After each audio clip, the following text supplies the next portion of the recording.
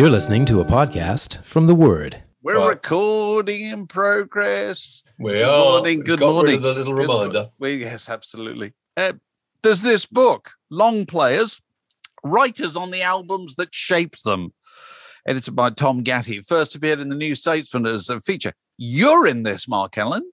And you're in this. Absolutely. It's good. I thought it was good, actually. I'm in this slightly more than you are. Yeah, you are. I know, you're quoted heavily in his introduction more than once. I just say that the feeling of being quoted is always a slightly kind of, it's an odd feeling. You think, oh God, your name appears in a sentence. You think, oh my God, what did I say? And there's somebody quotes you. It's just it's a strange feeling.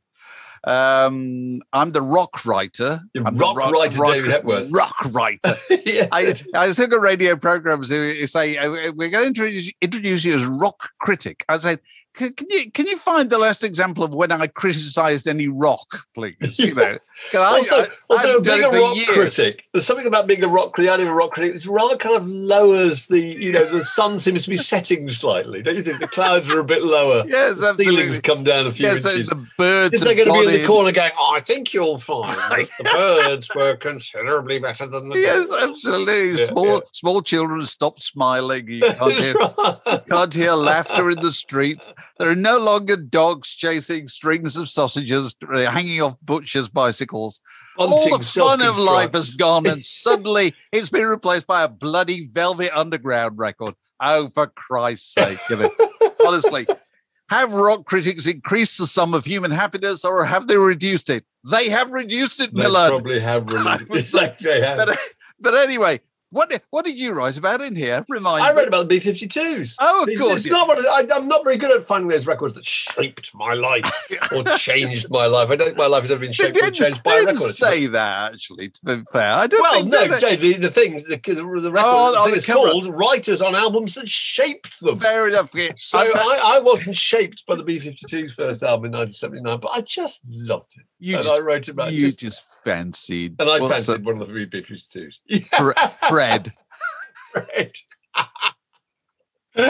It was Cindy, wasn't it? Cindy Wilson. Yeah. But no, I thought they were great, actually. I remember going to see them being absolutely catchy. And it's a fantastic record. It's sort of science fiction and it's kind of synthesized pop music and they look brilliant. Their clothes are funny. I don't know. I've got very happy memories of that time. Right. But you did. I did the Randy Newman. I tell you, because here's this record. And I happened to be able to piece together when and where I bought this record, which actually I can do with quite a lot of records. But this one, I thought it was just one of those things with Kate Mossman, it was a record the New Statesman asked me to do that, asked me and a load of other people to do it. It's a record that, kind of figured in your life or you've had for a long time, means a lot to you or whatever. And that just came to my mind because I could remember the circumstances.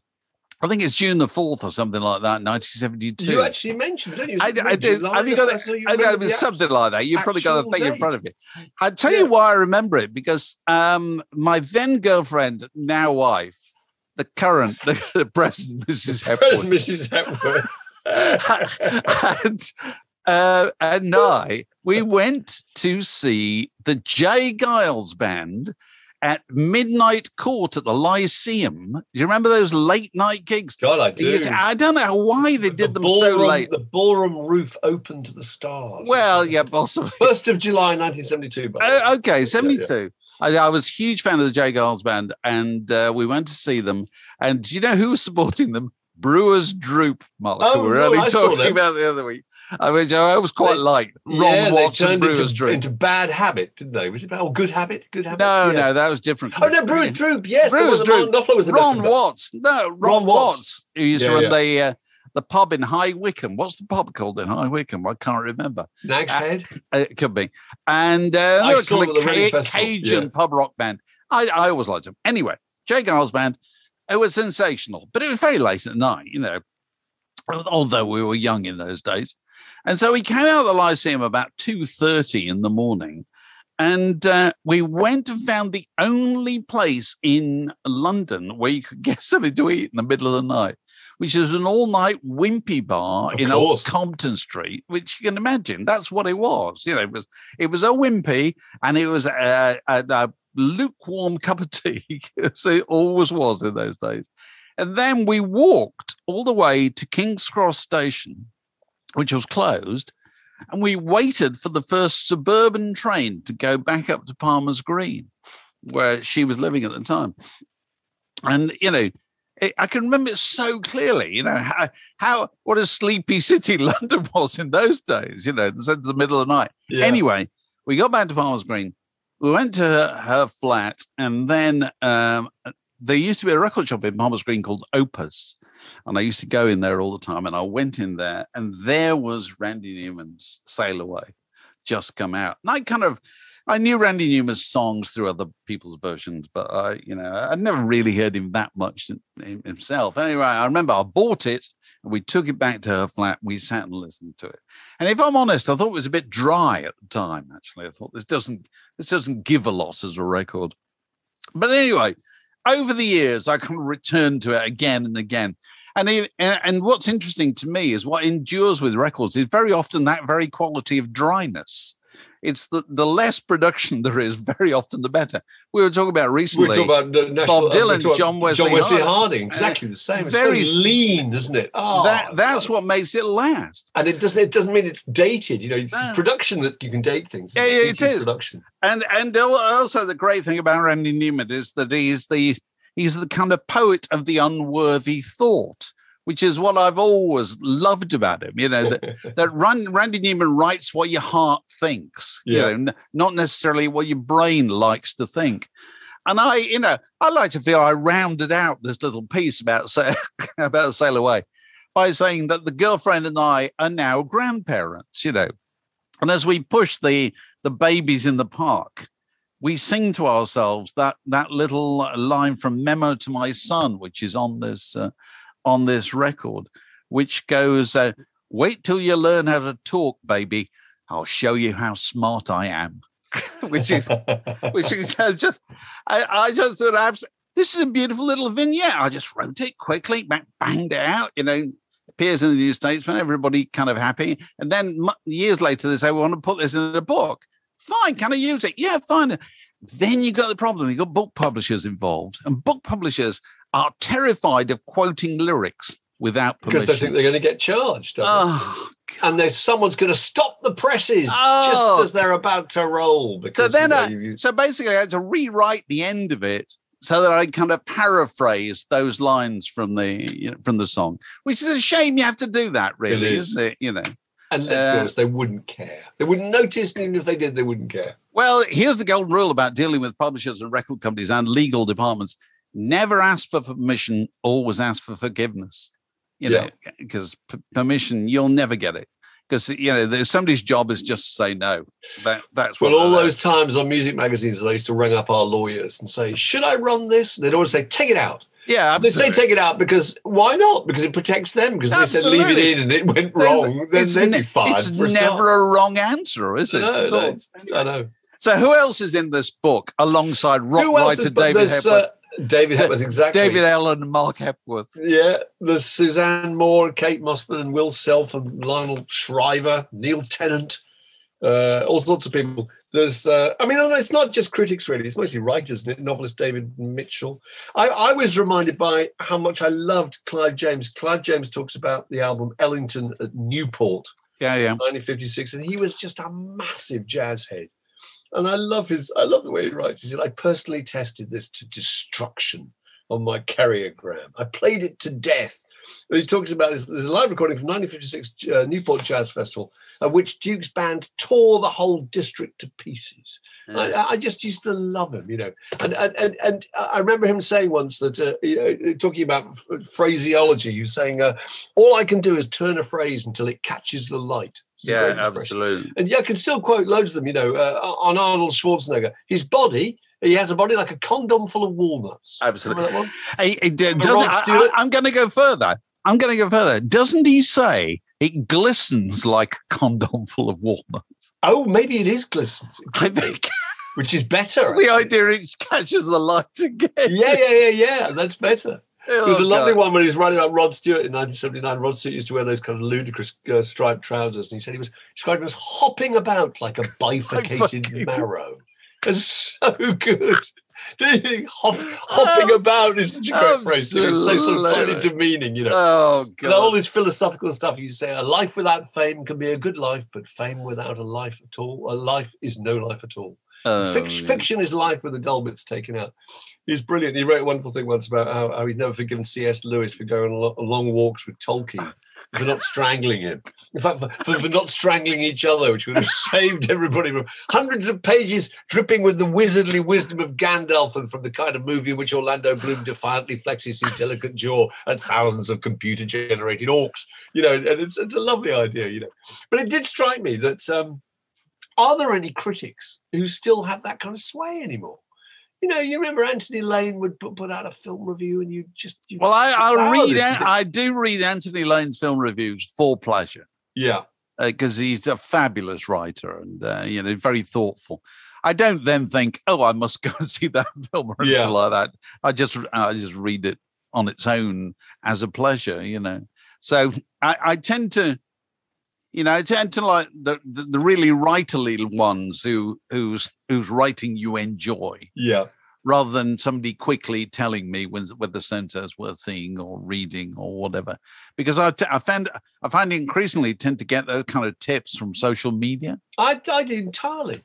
I mean, it was such a long time ago, thinking of kind of Nick Kent writing about Marquee Moon. I mean, it was nearly 50 years ago now. But that's one of those occasions where you hadn't heard the record and he had, and he thought, well, I'm going to run out and buy it on the strength of his opinion, you know. But now I don't think any of that kind of affects me at all. All the stuff that I've been watching through lockdown, you know, Tiger King and the Queen's Gambit and Unorthodox and Call My Agent, all those things. And I'm soon going to be watching Gods of Snooker because everyone says it's so good. You know, that's entirely been social media. And apparently it's great.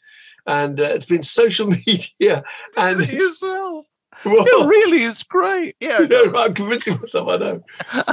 But that's also just mates, isn't it? Mates whose opinions you trust. You know, that's what it's about. If somebody says, somebody who you like and you've got the same kind of taste says, listen to this or watch this, you do. Yeah, yeah. And also, there's no compulsion to see everything at the same time anymore. The whole thing used to be, you've got to make a decision now because this record or this film will only be here for a short period of time, and you've got to get out there quick. And I'm not bothered anymore. Nothing's going to go away, you know. No, that's true. That's true. So the Friends reunion. Yeah, I caught up with some of it this morning. I quite enjoyed it, actually, in an odd way. I watched Have you watched it, or I've just watched all the available stuff because I just couldn't get around to paying for it. But did you watch the whole thing? Oh, I haven't watched the whole thing. No, but I got a flavour of it. You know, with them all very, you know, theatrically, cinematically arriving on the set individually, you know, stepping into the huge, great soundstage to see the old set, you know, recreated. There's some good bits, some very good bits. The bit about very cleverly positioned kind of news bombshell that David Schwimmer and Jennifer Aniston fancied each other and were having a kind of on-off kind of romance, weren't they? I thought that was this good news story. Yeah. There's one really funny line when she gets to Jennifer Aniston and looks at the set and says, "Has it got smaller, or we can't have got any bigger, can we?" And Matt LeBlanc goes, "Speak for yourself." Yeah, absolutely. Matt LeBlanc now looks like a kind of, a barn door. Well, yeah, he looks like not an actor, doesn't he? Yeah, really? Yeah. Or he looks like somebody who's transitioned to character part rather than kind of the young hunk. Yeah. I was watching the bit this morning where they remembered meeting each other. And they remember meeting each other at the table read for the first one. And Jennifer Aniston could remember exactly what the other women were wearing, but couldn't remember what the blokes were wearing. And brilliant. To bear out once more my theory, which I've expounded quite recently on this podcast, that if a female of the species has to describe an item of clothing, she will draw it upon her body. Yeah. Jennifer Aniston does that exactly without thinking. She goes, Courtney was wearing a little T-shirt like this and it had flowers and so forth. Yeah, and she gestures. And I thought, crying out loud, that's Jennifer Aniston doing that. high-profile actress in an incredibly high-profile TV program, and she doesn't know she's doing it. It proves my point. Other interesting fact, do you know what the piece of music is that introduces the Friends reunion? Highly rated TV program of 2021, major event. I thought, it's not the Rembrandts thing. It's guitar instrumental. I thought, I know this. Who was this? Leo Kottke or something? And then it came to me. Introducing the Friends reunion is Embryonic Journey by the Jefferson Airplane from 1967. Wow. It's probably on. Why was that chosen? Oh, interesting. Somebody just likes it, obviously. It just kind of fitted in there. But, what's the best line in the history of Friends? It struck me, Mark. Okay, that's a good one. Well, I go on. Shall I tell you mine? I can only think of those kind of Chandler phrases where can this martini be any drier? That's when he gets the tiny little. My favourite is the one where, and I can't remember who the third party is in this, where Rachel gets jealous that Monica's got another female friend. Oh, I remember that. Yes. And they go shopping. And she says to her, and she's just trying to get to how far this friendship is, how far it's gone. And she says, you didn't go shopping with her, did you? And she goes, yes. Tense. And then she goes, you didn't go to Bloomingdale's, did you? And she clutches her throat at this point, like, you didn't go to Bloomingdale's, did you? And Monica goes, yes, but only once. And I was thinking of you all the time. She's just thinking of you all the time. That's right. It's just absolutely brilliant. That is such a clever line, isn't it? And that's the kind of, it's just kind of wispy stuff like that, that really sticks with me. When I go and watch it, because I haven't watched it for ages, actually. And no, that's a brilliant understanding of the female sensibilities. Completely. And also it turns around the kind of standard male excuse for infidelity into something female. Yeah. And but it struck me, they're never going to make another television program like that at all, are they? The Word Podcast, prime cuts of popular culture served fresh each week. We interrupt this podcast for a game of what we're calling Stamp Waddy. Okay, I can't remember how this came up. I tell you how it came up. Rock stars who are on postage stamps. Oh, what? I got this. Oh, look at that! I know. There we are. Which is my Paul McCartney stamps and postcards. There we go. What? There they are. No, which is pathetic. I know. So, what are all those? Are they solo records? Is that solo records? Yeah, they are. Oh, that's. Ram, so pretty. The first one, Venus and Mars. Isn't that lovely? So if I went to a post office, could I buy them? Yeah, you can buy them. I just thought to make absolutely sure. And I got me a set of postcards too. You see, look, they are pretty nice. But I just thought I'd order them online, which I did do, and it just made me think: who's been on? Shall I tell you if I know? Right, rock people have been on stamps. Yes, go on. They are, I think, the Beatles. And then John Lennon in 1988. Then there was Elton John. Then there was Queen. Then there was the Floyd, but not the Floyd as in pictures of the members of the Floyd, No, well, that's fair enough. No, they're just their album sleeves. And then Paul McCartney. And then there was an album covers series in 2010, Power, Corruption and Lies, London and Calling, Led Zeppelin 4, etc., etc. And that's kind of about it. And it made me think, who's next? Well, according to, I've got a list here, and I'm going to test you. Has David Bowie been on a postage stamp? No, he hasn't. Yes, he has. Okay. Has he? Well, according to Wikipedia, all right, I'm wrong. Okay, has Les Dawson been on a postage stamp? I'm sure he has. He has been. I'm absolutely sure. National treasure. Absolutely. Has Peter Cook been on a Yes, he has. I know that for a fact. Very, very good. All right. Rich Dimbleby. Has he been on the postage stamp? Can't have been, Richard. Yes, he was on a postage stamp. How did that happen? 2013. I don't know. How I've got one for you. Bradley Wiggins.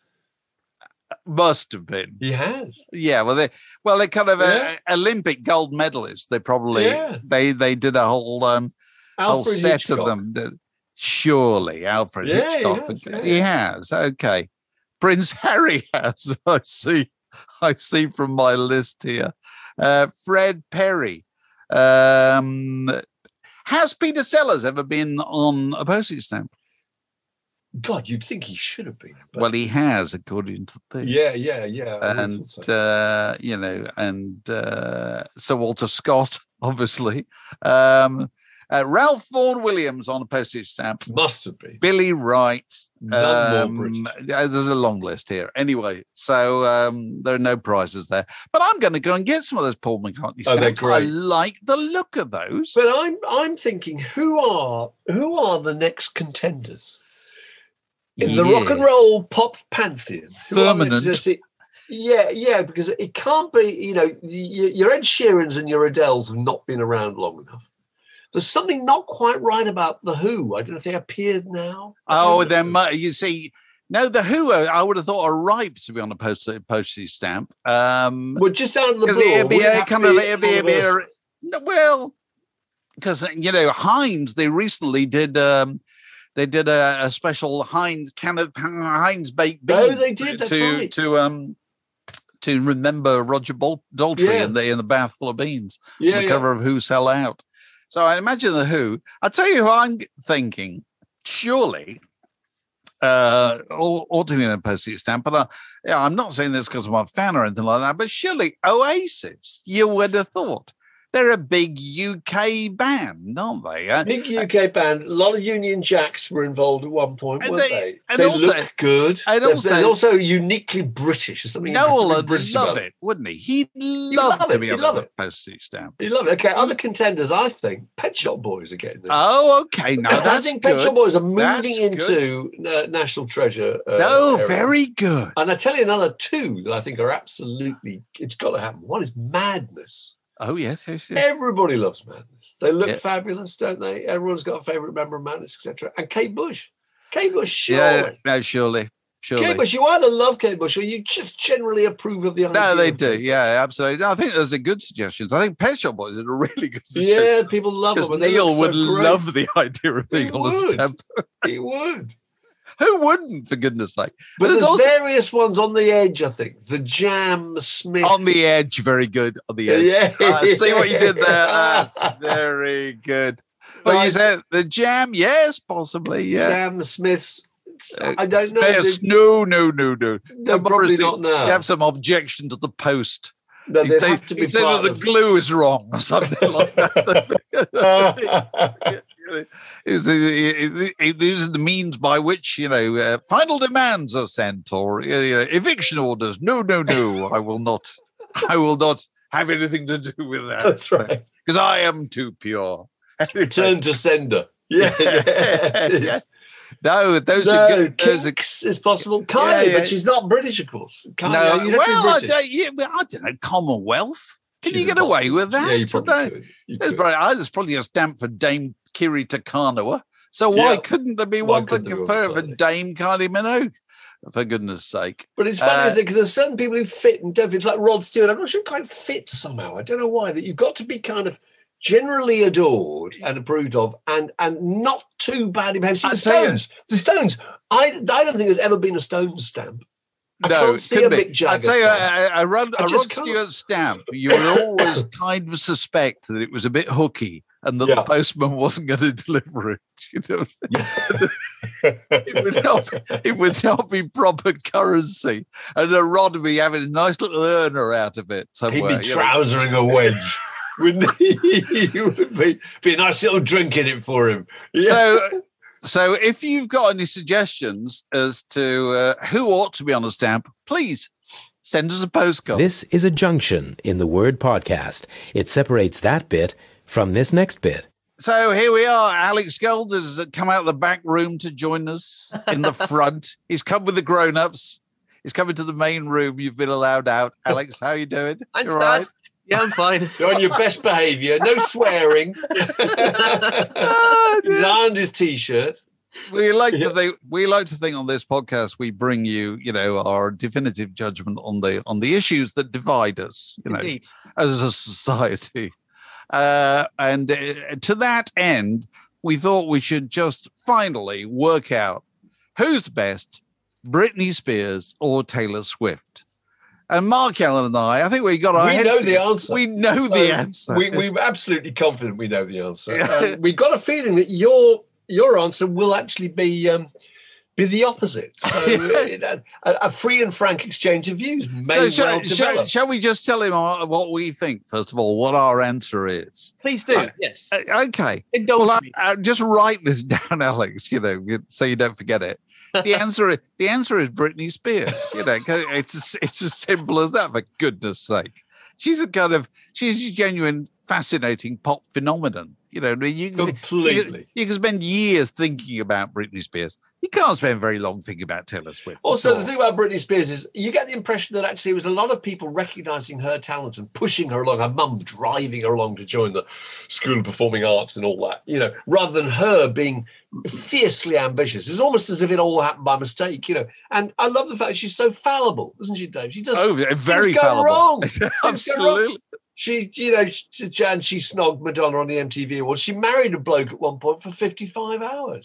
Excellent. That's what we want. I think that's excellent. I think she's just, it's real life, isn't it? So I just read here that we can look forward to soon. There's going to be a musical called what's it going to be called? Once Upon a One More Time, which sees new musical sees classic princesses radicalized by feminist literature and the musical stylings of Britney Spears. So that's coming along new sound from the Shakespeare Theatre Company in Washington, D.C. That's get your tickets here soon, So that's what we think of Britney Spears. But you're in the opposite, how can I put it, wrong corner, aren't you, Alex, on this argument? Tell us where you're coming from. Well, first of all, I'm really glad that you guys know the answer to this.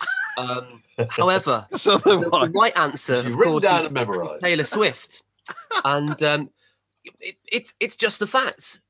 She's just amazing at everything. And she wrote Shake It Off, and she can write 15 songs a day and they're all brilliant. She's collaborated with everyone. She's so in control of her own career and her own creativity. She's the boss's boss. She's won pop. And, I want to be on the team of the person who's won pop.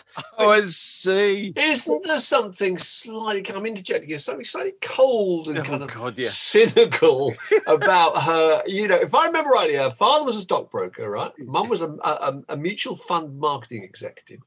She identifies as a Christian. Not that there's anything wrong with that, but that's something just a little bit on rock and roll. Calculating, I think. Calculating. She's unbelievably, fiercely efficient and controlling. And there's a suggestion I get, Dave. I don't know if you, as an ex-teacher, would know that. There's a kind of apple for teacher. Sir. First one with the hand up. You know what I mean? She's the head girl. She's the head girl. She's head girl. Brittany is not head girl. She lived in this country. Brittany is smoking behind the bike shed. Yeah, totally. But whereas Taylor is head girl. And I'm going to suggest, Alex, that's what you like about her, isn't it? I kind of do. Taylor is someone you would obey. Just without... Oh, right, okay. And Brittany is someone you would question automatically. If you were asked to accompany Britney or Taylor on a bungee jump, which one would you choose? I would wager it would probably be Taylor, because Britney's bungee jump would probably go wrong. Well, you die. I think it's an extreme circumstance that it's very unlikely to involve either Dave or myself. But I take your point.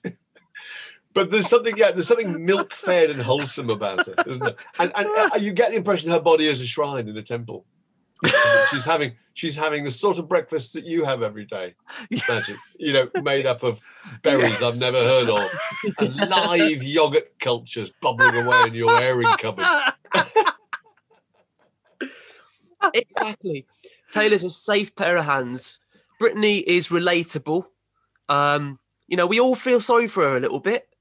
She's the more human of the two. We'd like to give her a big cuddle, but Taylor, you trust to take your baby son to school for you. Okay. Well, I give you that. Who would I hire to look after the children? Yes, Taylor Swift. I'll give you that. Yeah.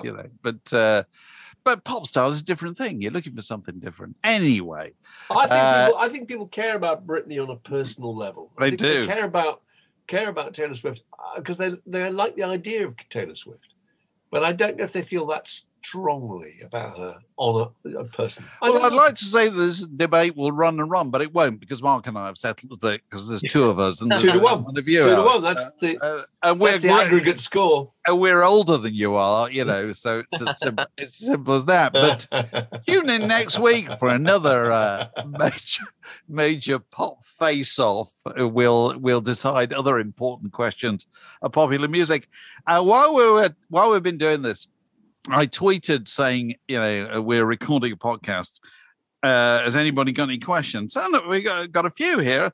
Paul Monahan wants to know, during all these Word in Your Attic, Zoom with a View, whatever that we've done over the last year, who do we think has been the artist most mentioned or discussed? Mark, would you like to... Lord. Well, I would have thought Joni Mitchell's Blue album, if we're talking about actual records. No, I think you're talking about an artist. Discussed. Well, it's the Beatles.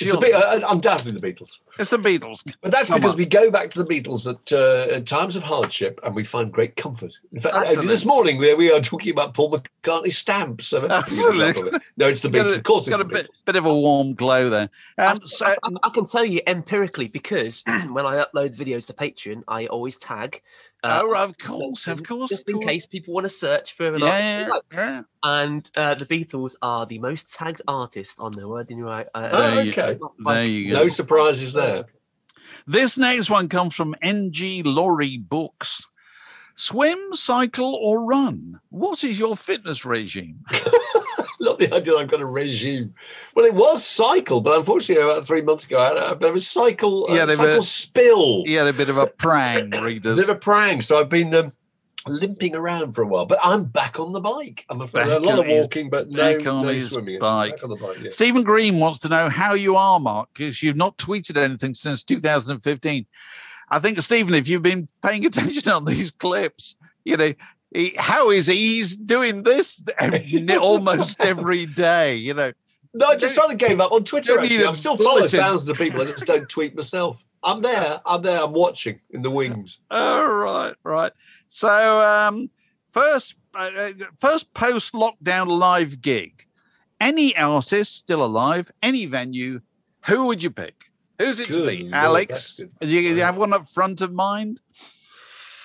I've got no one specific, but I probably wanted to go to something really small and really sweaty, just to feel like I was at again. Yeah, I want to go watch like a psychobilly band in a dive bar or something. Just something like that to just get out of my system. Okay, Mark. God, well, I think I'd go to the Shepherd's Bush Empire, actually. It's about a mile from here, and it's my absolute fave venue. Lovely old Victorian theatre where we once saw Bob Dylan. That's exciting. We were so excited. We went down there as a family and photographed ourselves outside the venue with a thing above saying Bob Dylan tonight and his band.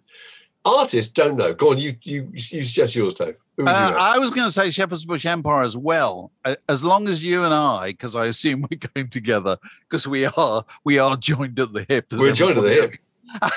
And when people see us in the street, they think, "Where's the other one?" Don't they? How's Dave? People say to me, "How's Dave?" He's fine. Oh, you just missed him. He was here a minute ago. No, we've been to Shepherd's Bush Empire, I think, a couple of times, and stood in the same place, which is on the right at the balcony. Yeah, which I always thought was the most brilliant viewing vantage point at any gig, because nobody can get in front of you. And right up above the stage, you can see everything. Yeah, absolutely. When we saw Dylan there, you could pretty much read the lyrics of the songs that he had in front of him on his little keyboard. That he was clearly reading. Yeah, who would I like to see? I don't know, crowded the house in the Shepherd's Bush Empire. Okay, that'll do. We've actually gone from Danny Baker here, whoever he is, and he wants to know who are the bands or artists who took the longest to come on stage in your memory. While you're thinking, I once saw, this must have been in the early 80s, orchestral maneuvers in the dark, and I think the Victoria the New Victoria Theatre, or one of those theatres down in Victoria. And they were somewhat unused to the conventions of live performance. So the support act had been on, whoever they were, I can't remember. And then they took a long time to get to come on, orchestral manoeuvres. Just like, the audience just start getting antsy. They just feel that their piss has been taken, when a band are more than a certain amount of time. And so there's a bit of a half-hearted, slow hand clapping. And when the curtains finally opened and Andy McCluskey was revealed, I remember this. He went, "All right," which I thought that just shows you how little understanding musical performers have of the basic transaction between you and the customer. You know what I mean? They've paid. You're supposed to be on stage. You're supposed to be entertaining them. Your job to apologise, for God's sake. Yeah. Don't take umbrage with them. Anybody? Have you waited? Oh God! Well, the classic one for me, and anybody else who was there would remember this, was Nebworth 1976. Right. Which was where the Stones were headlining, and second on the bill was 10cc. And after the third act, there was a pause for about an hour where 10cc fiddled around with all their equipment and said, "Look, we've been told, I'm afraid, that the generators are a bit faulty and we can't get a kind of a constant, electrical supply, and it's affecting the notes on the keyboards and things are going out." All this movie thinking, what is going on? By the time 10cc got on stage, people were hurling bottles at them. Transpired later on, as I discovered when interviewing Eric Stewart of 10cc for the NME in 1979, that actually what happened was that Keith Richards, and we can say this because I've interviewed Keith Richards and put this story to him, and he agrees that it was true. Keith Richards was so out of it and so unable to play that they had to buy a bit of time. So the Stones roadies cut through the multi-core cables leading to the PA, which meant that the 10cc roadies had to splice them all back together again. And by the time they did that, it had given the Stones an hour more of Keith Richards in bed, being given whatever pick-me-up might be required to get him vertical and on stage. That's fantastic. So by the time they came on, we drunk our cider, we pretty much fallen asleep. It was about midnight. What about you, Alex? A long time. What about you? Go on. The second last show I went to see before coronavirus was Liam Gallagher in Vienna. And he was pretty late. And I like to think he got waylaid trying to figure out what Staggy Doll means. What means? Staggy Door. It's a joke. Stage door. Staggy Door. I'll get me coat. No Staggy Door. I've lost this final one, but it was somebody saying asking the day after the European final, what is the best football-related record? What is it? Well, I know the answer. I still think it's 3 lines on the shirt. But that is the answer. It's just the greatest football record ever made. It's just fabulous. And do you know everything why? About it's fabulous. You know why it's so good? It's a really good tune and all that. Yeah. But what's good about it is it celebrates failure, and failure never goes out of style at all, does it? It's the one permanent feature of all our interest in sport. Yeah. It might work, but it probably won't. Probably won't. And so it anticipates failure, so it can only be pleasantly surprised. Whereas all the others are, we will win, and it's going to be a crushing disappointment. Yeah. Fantastic. Well, thank you for your questions. That's been an interesting addition to the Where Did You Read podcast. Any other business? Have we got anything else to talk about? Don't forget your tickets for July the 17th. Word in your park. We are live in Holland Park. Live in Holland Park with Gary Crowley, Leslie Ann Jones. More details being announced in the next few days. We've been down there and recce'd the site. It looks very exciting, doesn't it? Really, great. It's absolutely gorgeous. And those people who got there early and got their kind of VIP tickets are effectively sitting on thrones, aren't they, Alex? They are royalty. Absolutely. And it's under canvas, so nothing can go wrong, although we fully expect it to be a scorching hot day. Absolutely. What can possibly go wrong? Book the weather. Yeah, we booked the weather. It's going to be corking afternoon between 2 and 4 in the afternoon on Saturday, July the 17th in Holland Park in West London. Anything else to add? We have a batch. What is the collective noun patrons? I do not know. A blessing. A blessing. Go on. And they are Adrian Craddock. Hello, Adrian. Hello, Adrian. Terry Lee. Take a throne, Terry. Terry Lee, excellent. Mike Mooney. Would you like a chaise longue, Mike? Ben Timlett. I've got a fainting couch for Mr. Ben. David Longbotham. A Chesterfield. I was just trying to think of what it was. With a damp paw pressed to a forehead. A Chesterfield. Not feeling very well. Go on. Let's see if we can keep doing this. Go on. And Ben Knowles. Ben Knowles. We know We're going to rather find Lloyd Loom chair for Ben Knowles there. Well, thank you very much to all of them. And to anybody who'd like to join them or wants to find out more about how they can do that, go to patreon.com/word in your ear. Is that right, Alex? Anything else we should say? We got more word in your attics coming up over the next few days. What have we most recently posted? Simon Garfield's gone up, which is really good. Fantastic as well. Sorry, Phil Manzanera. Phil Manzanera, of course. That's good. What else we recorded that we haven't put out yet? Catherine Mayer. Catherine Mayer. Yeah. And lots more exciting ones coming up in the next few weeks. So stay tuned. This podcast was brought to you by The Word.